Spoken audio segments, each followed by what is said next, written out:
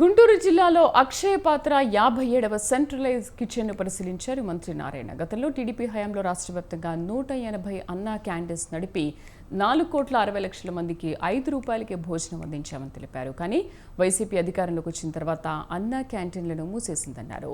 ఇప్పుడు కూటమి ప్రభుత్వం అధికారంలోకి రావడంతో మరోసారి అన్నా క్యాంటీన్లను తెరవాలని నిర్ణయించినట్లు తెలిపారు.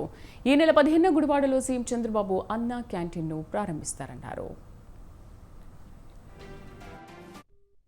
183 అన్నా క్యాంటీన్స్ యాక్చువల్గా తెలుగుదేశం ప్రభుత్వం ఆ రోజు పనిచేసింది.